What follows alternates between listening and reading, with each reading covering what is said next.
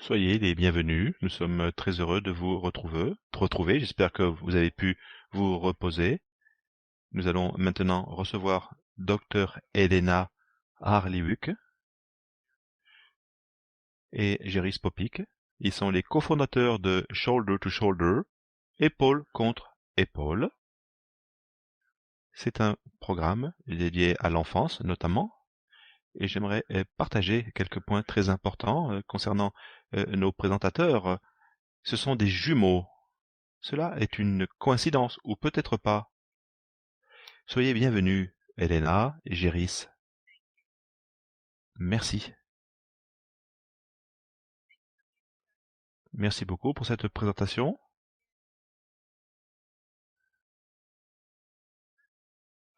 À voir comment cela fonctionne.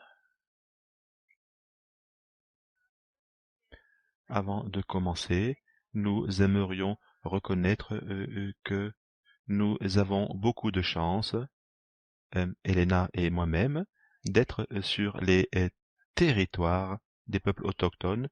Merci pour cette présentation. Je vais commencer. Je suis Géris Popik.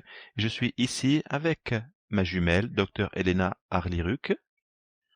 Nous partageons beaucoup de points en commun, notamment nous sommes des travailleurs sociaux. Nous avons travaillé pendant près de 20 ans.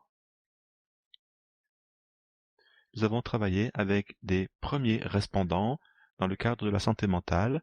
Notre vie professionnelle nous a permis de travailler sur les effets secondaires du stress opérationnel, et ceci dans le cadre familial, notamment concernant les besoins de l'enfance.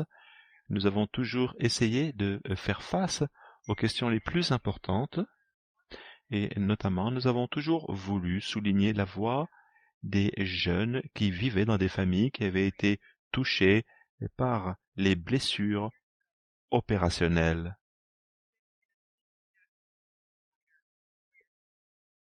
Nous travaillons en tant que fournisseurs de services et nous visons de proposer des programmes pour les vétérans, les militaires et les familles de ceux-ci. Et nous avons décidé et nous avons créé le programme Warrior Kids. C'est un programme éducatif pour des jeunes de 8 à 16 ans qui ont des parents qui sont des anciens combattants ou alors des premiers intervenants qui sont touchés par le stress opérationnel et les blessures qui sont liées. C'est une des premières institutions qui propose aux militaires ce genre de service au niveau national, et nous travaillons sur ces questions et qui visent à avoir un lien interculturel avec les familles pour faire face aux problèmes de stress et des blessures qui sont liées. Ainsi, dans le cadre de stress et des blessures opérationnelles qui sont liées, lorsque les familles sont impactées, notamment les enfants, nous devons répondre depuis la création du Warrior Kids Program. Il y a plusieurs décades, nous avons proposé ce programme à plusieurs centaines d'enfants, des centaines de conversations avec les parents des anciens combattants et également auprès des premiers intervenants pour une vie harmonieuse avec leurs enfants. Nous allons partager avec vous un sujet très important pour nous, des stratégies pour aider les jeunes à comprendre une blessure de stress opérationnel parental dans le cadre de notre programme Épaule à épaule, Shoulder to Shoulder. Nous allons partager avec vous l'expérience de centaines de familles canadiennes dans le cadre de nos travaux et également les résultats de nos études et de nos recherches dans le cadre du stress opérationnel parental. Nous allons donc commencer et voir comment nous avons identifié la nécessité de soutenir ces familles et notamment les jeunes issus de familles avec des blessures de stress opérationnel parental. Nous sommes liés avec les forces armées, notamment dans le cadre de l'engagement en Afghanistan. Au début des années 2000, nous avons travaillé avec des familles militaires qui ont dû faire face à plusieurs situations de stress. Lorsqu'elles revenaient à la maison, elles avaient des craintes concernant leur sécurité et également le stress que les familles devaient supporter en attendant le retour des boys en revenant d'Afghanistan. Cela était un stress pour les anciens combattants, les militaires et les familles. Il faut savoir que cela avait un stress très important pour les enfants, à la maison, à l'école, voire les deux. Elena et moi-même, nous avons mis sur pied des programmes psycho-éducatifs pour aider la jeunesse qui avait des parents impactés par ces blessures invisibles. Nous avons utilisé des travaux et nous avons également proposé un cadre dans le cadre d'un programme psycho-éducatif pour les familles de militaires. C'est là où nous avons vu un changement transformationnel. Les parents feraient n'importe quoi pour leurs enfants, même si ceux-mêmes ne sont pas prêts à recevoir un soutien psychologique. Au cours des interventions pour les enfants et les familles qui ont été impactées, lorsqu'un parent souffrait de stress opérationnel parental, nous avons vu des changements positifs au sein de l'unité de la famille, notamment chez les parents qui souffraient de stress post-traumatique. Nous avons eu également un père qui a été diagnostiqué pendant 5 ans un stress post-traumatique. Il a participé à ce programme et il a souligné qu'il était très fier de ses filles pour avoir créé ce soutien en termes de psychologie et de santé mentale. C'était une grande fierté pour nous. Depuis ces jours, nous en savons beaucoup plus concernant la nature très compliquée du stress opérationnel. Au sein des militaires et également au sein des premiers intervenants. Nous devons prendre en ligne de compte le stress opérationnel parental. Nous savons que les traumatismes sont différents. Nous pensons que le traumatisme venait d'un échange sur lequel nous pouvions travailler. Il faut savoir maintenant qu'il y a des multitraumatismes qui sont très importants et qui ont un impact très fort sur la santé mentale. L'autre chose également qui est très importante, c'est que les facteurs opérationnels et organisationnels, comme par exemple le surcharge de travail, les changements d'équipe, les interactions négatives que nous avons parfois, ou les facteurs additionnels dans le cadre des structures opérationnelles de ces missions particulières, et les recherches nous montrent que ces facteurs opérationnels et organisationnels peuvent avoir un impact très négatif sur la santé mentale, beaucoup plus important que le traumatisme en lui-même. Maintenant, un domaine très important,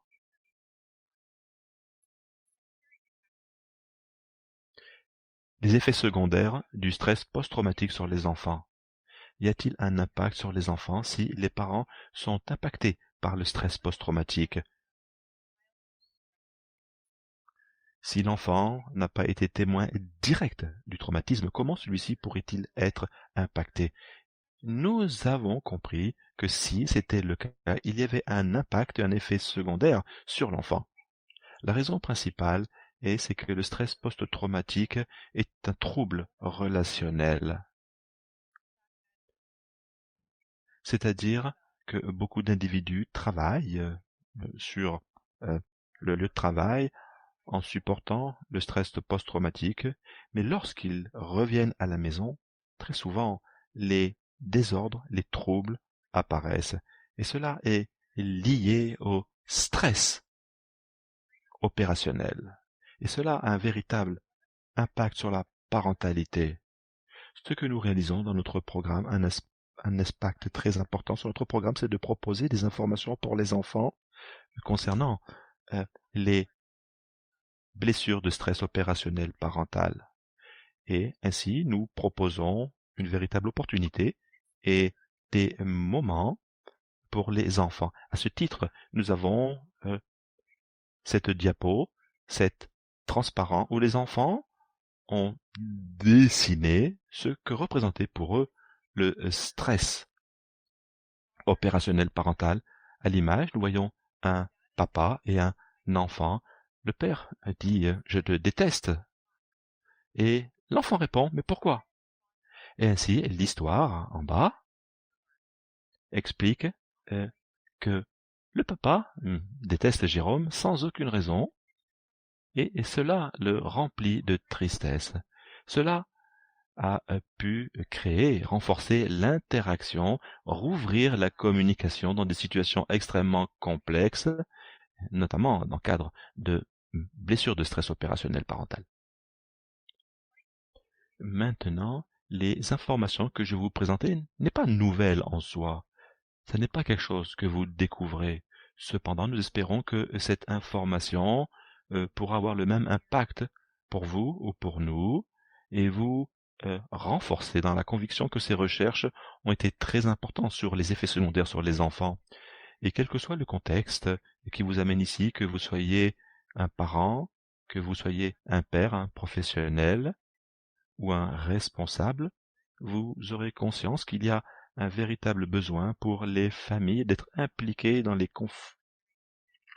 les travaux concernant les problèmes de santé mentale. Ce qui veut dire également, c'est qu'il y a une véritable faille dans le service proposé et qui est de très bonne qualité. Et cela est conçu pour les enfants et les parents qui vivent en situation de blessure de stress opérationnel. Nous voulons vous présenter le programme Radio Kids Program, que l'on pourrait traduire par programme pour les enfants combattants. Ce programme est divisé en deux formats. C'est un camp en présentiel à travers plusieurs endroits au Canada, Ontario, à Mantino-Borda, excusez-moi pour la prononciation, 2 fois par an, un programme virtuel en distanciel pour tous les enfants à travers le Canada, des enfants de Newbic et des zones assez éloignées qui se joignent à ce programme virtuel, un programme de 6 semaines. Nous allons vous montrer une vidéo qui va vous expliquer l'impact du travail qui est réalisé et ensuite nous passerons la parole à Elena.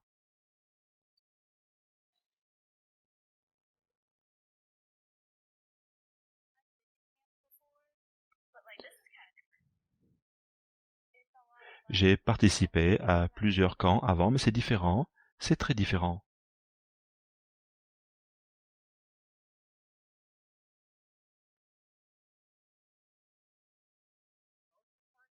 Très important également, c'est comprendre l'impact du stress, des blessures de stress opérationnel parental peut avoir sur la famille. Donc en premier lieu, il faut comprendre que les enfants qui ont des parents qui ont été impactés par des traumatismes sont également impactés.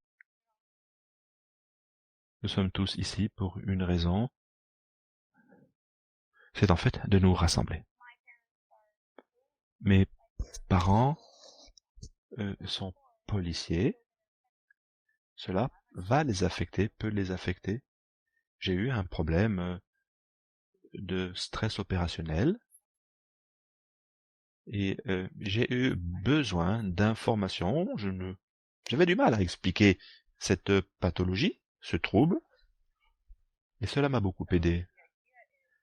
L'idée, en fait, c'est de préparer les enfants avec un certain nombre d'expressions, de communication et d'expressions pour pouvoir communiquer avec leurs parents et qu'ils peuvent ramener à la maison cet apprentissage, échanger avec leurs parents et également proposer une véritable conversation qui est très importante.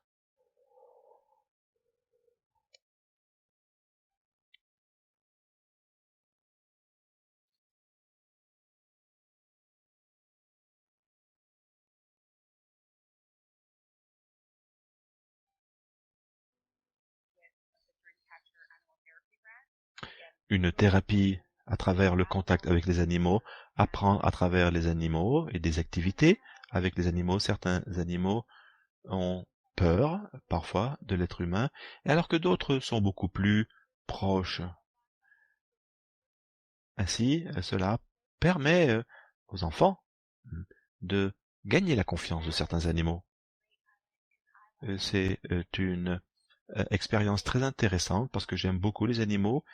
C'est en fait un processus de gagner les cœurs dans le cadre du contact avec les animaux.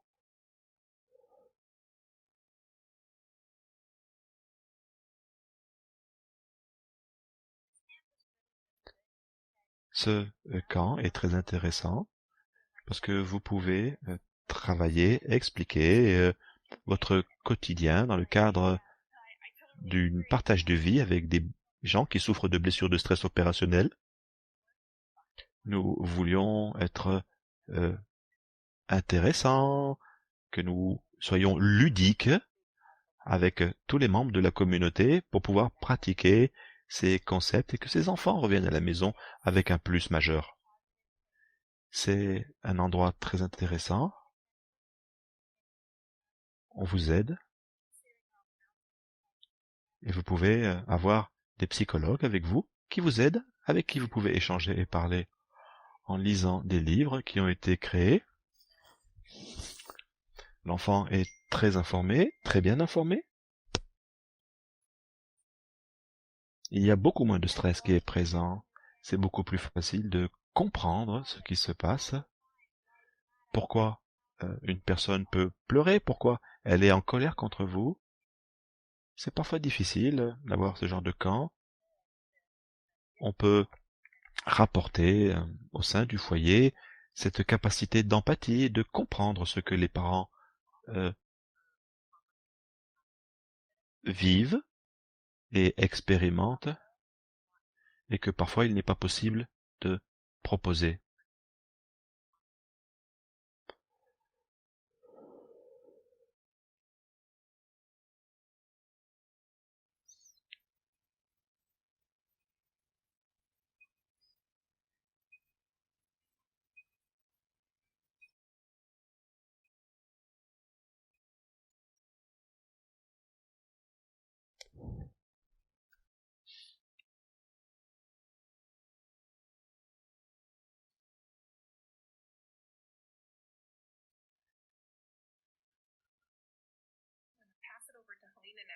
Je passe la parole maintenant à Elena.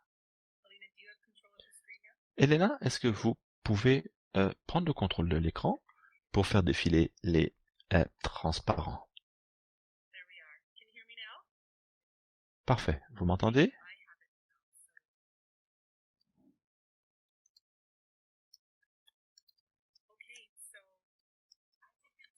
Parfait.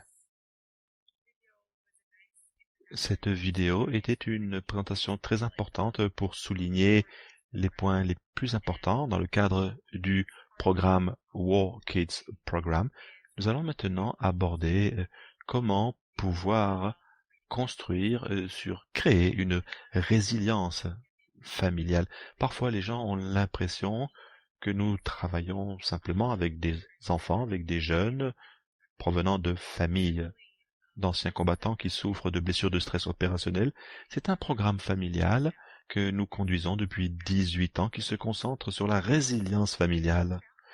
Et résilience familiale vise à renforcer la résilience familiale en changeant le narratif. Comment est-ce que nous pouvons travailler sur les capacités comportementales pour les anciens combattants et également comment est-ce que nous pouvons comprendre comment ces anciens combattants peuvent recevoir un traitement, une aide, aller euh, soigner leurs blessures et bien évidemment entreprendre un chemin vers la guérison. Comment est-ce que nous construisons la résilience en tant que famille? Et nous avons vu cela au cours du travail que nous avons réalisé et nous voulions en parler. Comment est-ce que nous pouvons faire cela en tant que famille? Quels sont les résultats que nous pouvons trouver? Ce que nous savons dans le processus de récupération concernant les blessures de stress opérationnel est assez compliqué. Ça n'est pas un processus linéaire, ça n'est pas un long fleuve tranquille, ça n'est pas simplement un certain nombre d'expériences suite à un événement traumatique qui a été vécu par un ancien combattant qui passerait par un traitement et une récupération. Cela prend plusieurs années pour moi et pour Jerry. Et cela peut prendre parfois plusieurs dizaines d'années. Et c'est une expérience assez différente selon les familles. C'est en fait un service très important. Comment est-ce que les familles peuvent se connecter entre elles et ainsi entreprendre une expérience de récupération, de guérison. L'espoir et la résilience sont très importants. Qu'est-ce que cela veut dire lorsque l'on parle de quelque chose que l'on appelle une expérience traumatisante? Nous allons parler de comment est-ce que nous pouvons créer l'espoir de savoir que c'est un processus que nous pouvons engager ensemble comme une famille. Et en dernier lieu, le sujet le plus intéressant, c'est la communication au sein de la famille. Qu'est-ce que nous disons à nos enfants, aux membres de la famille, lorsque nous faisons face à une blessure? La connexion est essentielle au sein d'une famille pour construire une résilience, mais c'est un élément dont nous avons besoin en tant qu'être humain. Nous savons qu'il y a énormément de littérature, de documentation concernant la connexion sociale. Nous savons qu'il y a eu énormément de travaux concernant les soins, les processus de guérison en tant que secteur de protection, secteur médical, pour gérer le traumatisme et les blessures de stress opérationnel, mais c'est également un élément critique au sein des membres de la famille. C'est très facile pour moi de dire cela en tant que travailleur social, assis tranquillement à mon bureau sur l'importance de la connexion, alors que l'on parle, bien évidemment, de sujets très difficiles, de blessures de stress opérationnel parental. Nous savons que les traumatismes, les situations de stress post-traumatique ont une capacité de destruction très forte au sein de la famille. Il faut savoir également que se sentir écouté, vu, valorisé est très important. Et nous avons vu cela au sein de nos travaux. À titre d'exemple, nous pourrions parler de comment est-ce que les enfants ou les jeunes peuvent se présenter au sein de camps, participer à un programme où nous présentons l'objectif d'une présence et leur dire que vous êtes ici parce que vous avez des parents qui est un ancien combattant, un soldat ou un premier intervenant et qui a souffert par des blessures de stress opérationnel. Cela aide les enfants à se sembler connectés et non plus isolés. Ensuite, nous proposons des informations sur ce qu'est une blessure de stress opérationnel. Ce travail, de proposer ce travail en lui-même, de comprendre ce par quoi leurs parents passent, permet aux enfants d'être beaucoup plus connectés avec la réalité. Et ceci est très important par rapport à ce que nous parlons lorsque l'on parle de résilience familiale.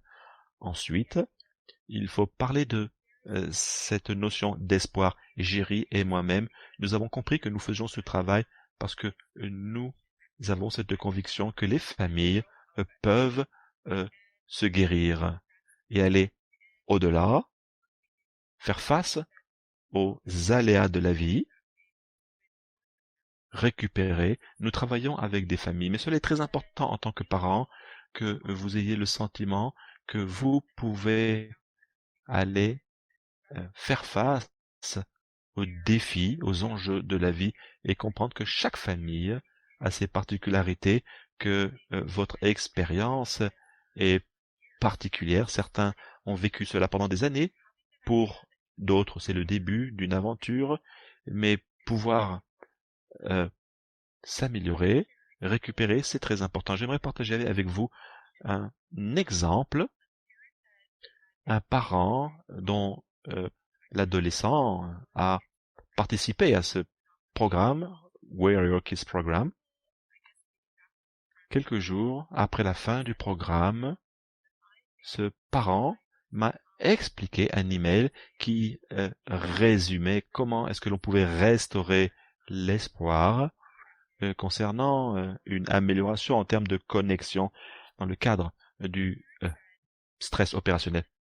Ce parent m'a expliqué qu'il voulait me remercier du fond du cœur parce que vous avez vraiment aidé mon fils Ben à s'ouvrir. Je ne vais pas rentrer dans les détails, mais Ben est aujourd'hui un garçon beaucoup plus heureux, alors qu'il était euh, beaucoup plus affecté avant, colérique, sombre. Ça a été une expérience très intéressante. Depuis le début de votre programme, il se sent mieux, il a une appétence pour la vie, et il essaye maintenant d'essayer de nouvelles aventures. Il faut savoir également que cela a été très positif pour me permettre de devenir une meilleure personne. Merci beaucoup pour votre aide. Merci pour avoir aidé mon fils à se sentir mieux. Très importante de comprendre ce qu'est que cette reprise, cette amélioration. Les symptômes de stress post-traumatique,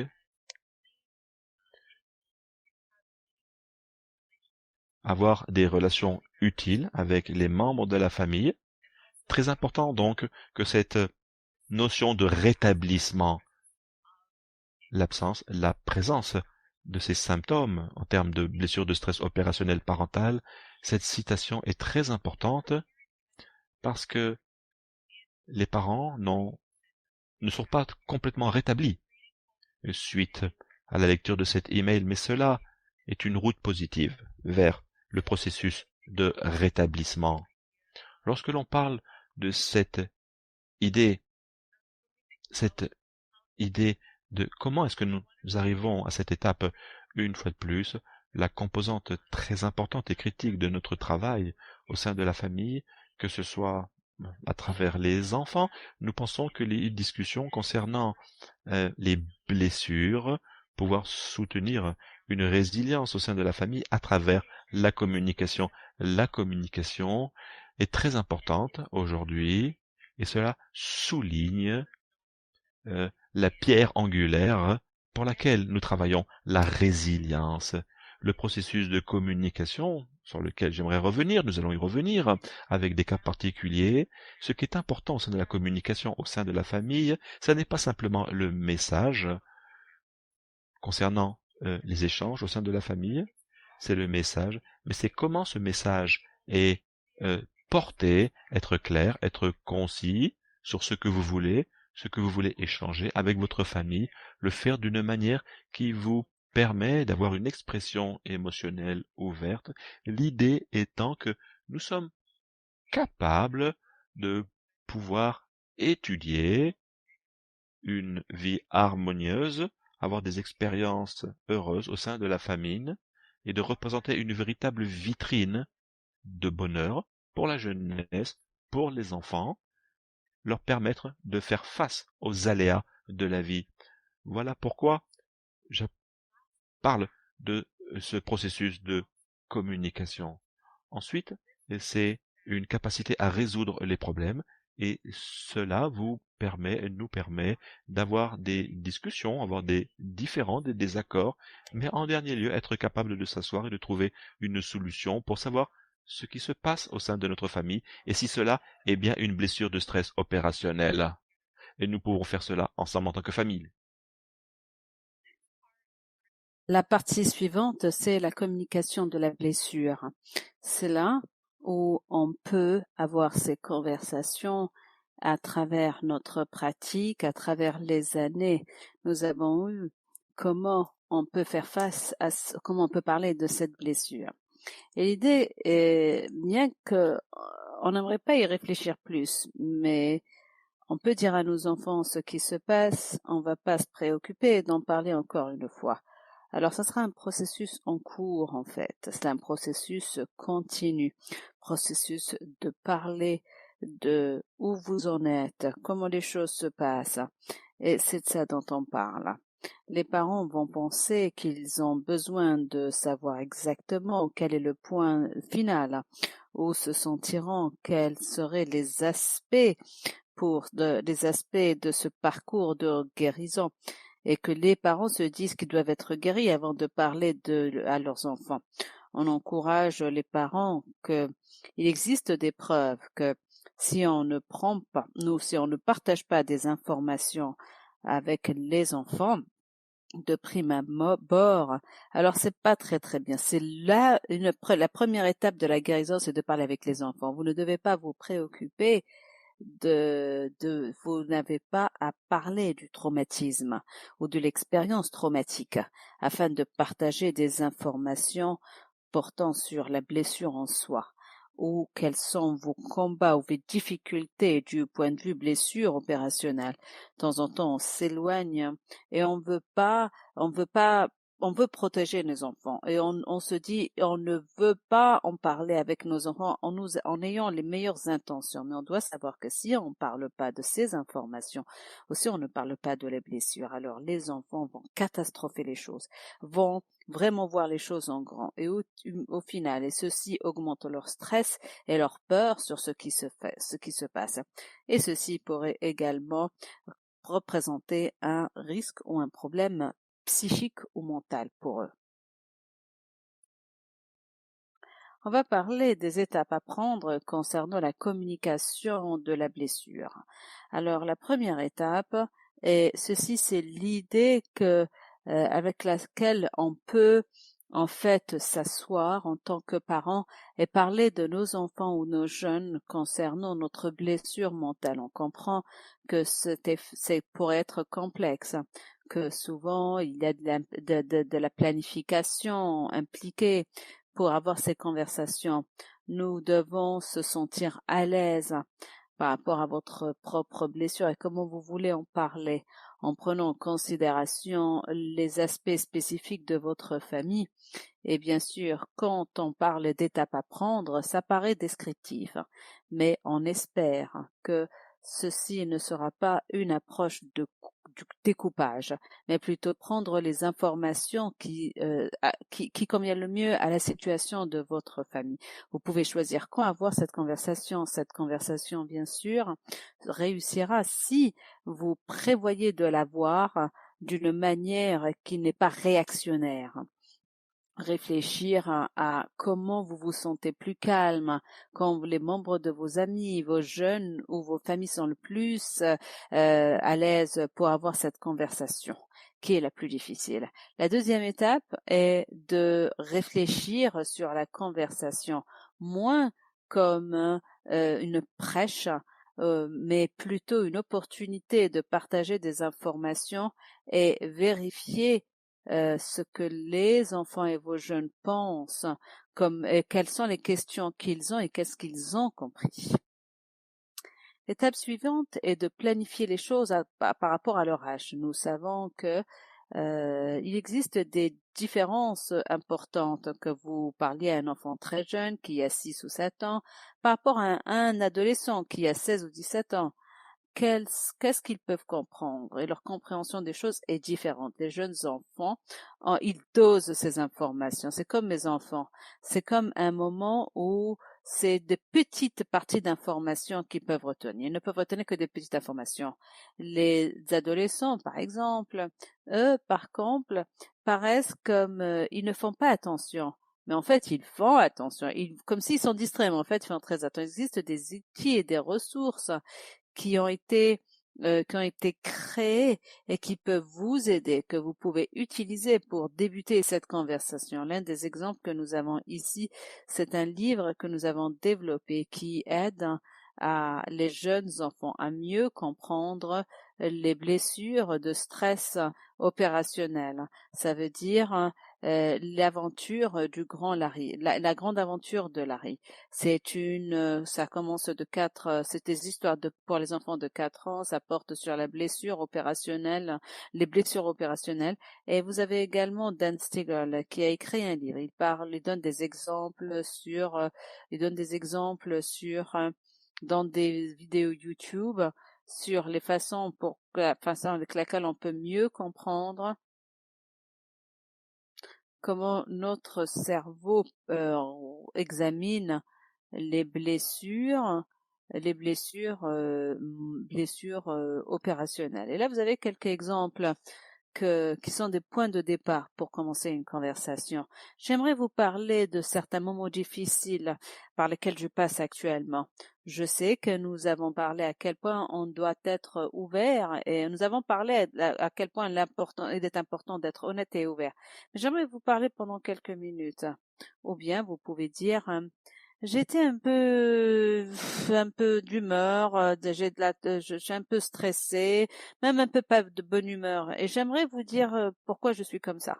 Et quand vous pouvez voir, le début d'une conversation ne doit pas commencer avec un événement traumatique, mais le plus important, vous voulez être commencé en expliquant que vous avez eu un événement stressant qui s'est passé. Vous reconnaissez que beaucoup d'anciens combattants, ça s'est passé il y a quelques années. Donc, vous pouvez utiliser un exemple et dire que vous avez une mauvaise expérience qui vous ennuie et qui vous taraude jusqu'à présent. Ça s'est passé très longtemps. Beaucoup de choses qui font peur, ça s'est passé très longtemps et me font toujours peur. Vous n'allez pas partager les détails car parler de ces événements est difficile, mais je veille et je travaille pour passer de l'avant et aller de l'avant avec vous et la famille. J'espère que si je vous donne plus d'informations sur l'SPT, ceci vous permettra de mieux me comprendre. Dès que vous avez parlé de l'expérience, que de cet événement stressant, vous pouvez choisir pourquoi et comment vous allez l'imprimer. Vous allez parler de cette blessure comme blessure invisible. On la compare entre la blessure comme une blessure visible par rapport à une blessure invisible. Vous pouvez dire j'ai une blessure invisible, ça veut dire le SSPT, ou bien c'est une blessure mentale. Et vous pouvez choisir le langage, encore une fois, qui est le plus approprié pour l'âge et l'âge de votre enfant. Ce que je pense est encore plus important n'est pas forcément comment vous avez appelé la blessure, mais il s'agit notamment ceci rentre dans la conversation. Vous pouvez identifier quels sont certains comportements qui sont liés à cette blessure. Alors, il s'agirait d'identifier certains sites, odeurs, identifier certains bruits, sons, odeurs qui peuvent déclencher ce comportement. Donc, et dès que vous les sentez ou vous les ressentez, et de vous relaxer. Quand j'entends ces éléments, je deviens très en colère et vous avez dû remarquer cela dernièrement. On sait que la colère et l'émotionnel ou les réactions affectent les relations entre les enfants et leurs parents. Donc la colère est quelque chose que les parents vont parler avec les enfants, vont parler avec leurs parents. Et leurs difficultés émotionnelles peuvent créer de l'isolation. Ce sont là des événements que vous pouvez exprimer ou que vous sentez, que vous pouvez partager avant et que vous ne partagez plus maintenant à cause de votre problème, à cause de votre blessure. L'espoir est que vous puissiez avoir des conversations. Il ne s'agit pas d'avoir une conversation holistique, mais l'objectif de la conversation est de partager et de reconnaître que vous savez que cette blessure que vous avez affecte tout le monde dans la famille. L'idée est que vous voulez avoir et créer une connaissance partagée concernant cette blessure au sein de la famille. Et cela veut dire que dès que vous avez donné des informations appropriées à vos familles et à vos jeunes, vous pouvez également reconnaître quelles sont certaines des conséquences qu'ils peuvent reconnaître. Donc, le moment pourrait aller vers le traitement ou les moments où vous ne pouvez pas aller au traitement que vous avez raté. Alors, le point principal, c'est que vous voulez les rassurer que votre changement de comportement que vous avez ou votre impulsivité que vous avez est due à la blessure et la tension dans la famille n'est pas due à leur faute, n'est pas leur faute. Et enfin, vous ne voulez pas qu'ils se préoccupent et pensent que c'est de leur devoir de régler cette blessure. Ceci fait partie du travail que nous effectuons. Nous voyons l'impact que cela pourrait avoir sur les enfants en ressentant qu'ils peuvent être la cause de certains comportements ou tensions qui se passent au sein de la famille. Alors, prendre la responsabilité, enlever cette responsabilité des jeunes fait partie est partie prenante de ce type de conversation. On aimerait que vous sentiez à l'aise et que vous soyez à l'aise en vous exprimant vos sentiments, comment cette blessure a été difficile pour votre enfant. Alors, comment cela pourrait apparaître? Quel exemple? C'est que vous savez qu'il est dur pour vous, mais vous voulez être là pour les soutenir. Ceci change encore une fois la conversation ou déplace la conversation sur comment vous voulez faire partie de leur monde en tant que parents. Nous avons découvert que la majorité du temps, les parents font pas partie de cette prise de décision parentale, ou bien qu'ils ne font pas partie de de cet aspect parental positif. C'est là où vous pouvez dire à vos enfants, je vous aime. J'aimerais que vous saviez, c'est pas parce que je n'ai pas pu prendre part à quelque chose, à votre événement de sport, votre sport de basket, ou je n'ai pas pu vous coacher, vous emmener vers ton enfant, cela ne veut pas dire que je ne t'aime pas. Et ceci mène vers la conversation. Quelles sont les manières ensemble en tant que famille, on pourrait faire ensemble pour relier les liens entre nous? Qu'est-ce qu'on peut faire à la place? Je sais que j'ai raté ton jeu, je sais que j'ai raté ta réunion de parents d'élèves, mais qu'est-ce que je peux faire pour me racheter? Vous savez, les enfants, dès qu'ils comprennent par quoi vous passez, ils peuvent partager avec vous des exemples. Et ils ont cette capacité à à vous dire comment, en tant que famille, en tant que parents, vous pouvez développer cette relation familiale. Parce que vous êtes une équipe. Donc, pour terminer, à la fin de notre présentation, on aimerait mettre en lumière une citation, encore une fois, que nous avons reçue de parents c'était une première intervenante avec ses deux enfants qui sont venus à notre programme d'Ontario, ou bien les colonies de vacances d'été. Et on voulait, en Ontario, et on voulait savoir comment donner des informations aux enfants peut, encore une fois, augmenter leur capacité et à la famille de se sentir plus connectés les uns aux autres, plus liés et moins responsables des problèmes qui existent. Et alors, cette personne nous a envoyé ça avec la permission, qu'il nous a donné la permission de partager ça. Elle avait dit que, bien que la colonie était 2 jours, elle a eu un impact important. J'ai reçu une information qui m'a affectée et m'a vraiment déclenché. Les enfants étaient différents en répondant à cela car ils reconnaissaient que mon comportement n'était pas un résultat de quelque chose que j'ai fait. Ils sont venus, ils m'ont serré dans leurs bras et ils ont dit c'est pas un problème.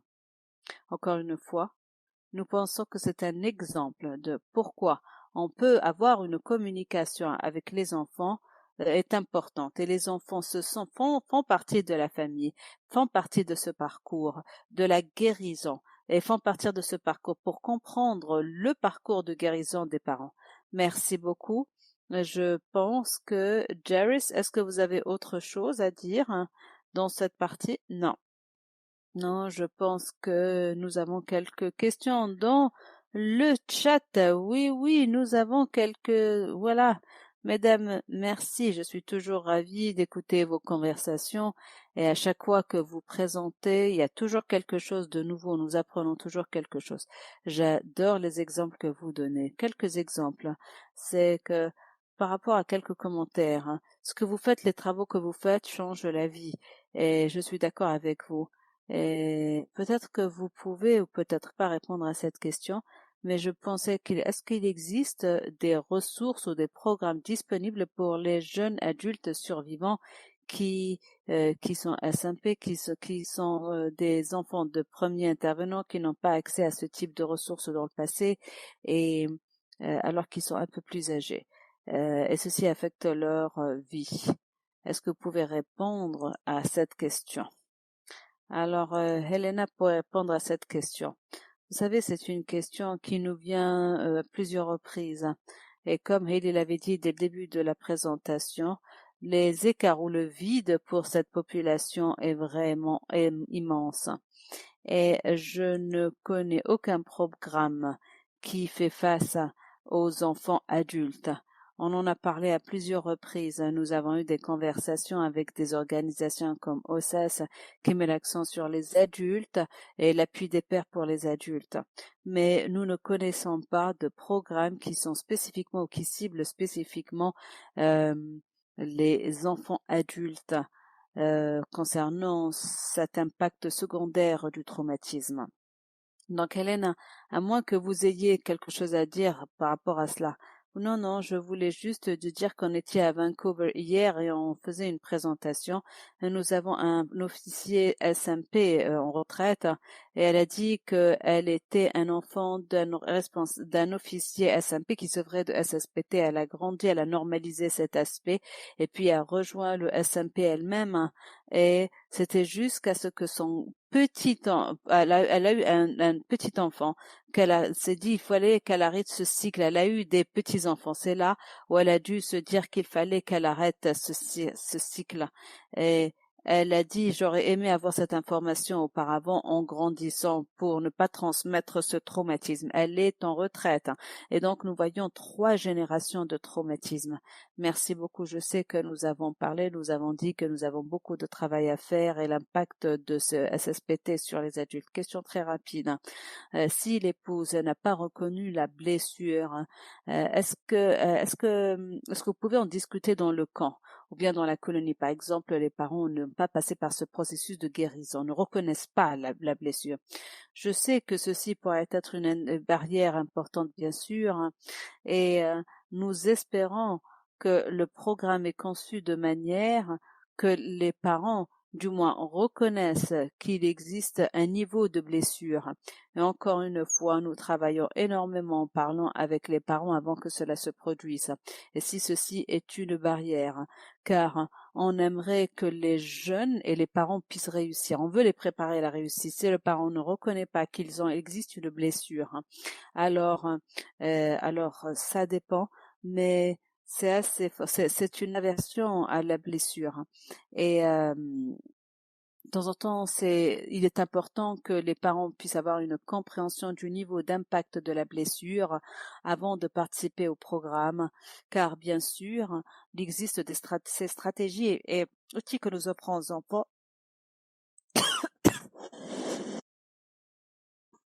L'idée est que nous voulons travailler avec les parents. C'est la majorité du travail que nous faisons pour qu'ils puissent voir. Ça ne veut pas dire qu'ils doivent avoir un diagnostic, mais c'est juste de dire oui, j'ai été impacté. Et le fait de reconnaître qu'on a été impacté est très important. Je vais donner la parole à Haf très rapidement. Merci beaucoup Helena et Joyce pour votre participation et votre présence aujourd'hui. Encore une fois, j'aurais aimé que votre programme soit partout. J'aurais aimé qu'il existe quand j'étais dans l'armée. Il y a tellement de leçons. Après, j'ai adoré également la vidéo. Elle a de l'impact. J'ai eu beaucoup d'émotions. J'ai vu vos diapos. La partie 2 des diapos m'a vraiment touchée. Ça m'a vraiment affecté, ça m'a rappelé beaucoup de choses. Merci beaucoup des conseils de communication. Vous savez, je notais les ressources et j'ai noté les ressources que vous nous avez présentées. Ces ressources seront disponibles pas seulement pour nous, mais pour toute la communauté et pour les participants à ce séminaire. Encore une fois, merci d'avoir été présent avec nous et merci de nous avoir invités. Merci encore une fois de nous avoir invités, de nous avoir permis de faire partie de cette conversation qui est fort importante et qui est essentielle.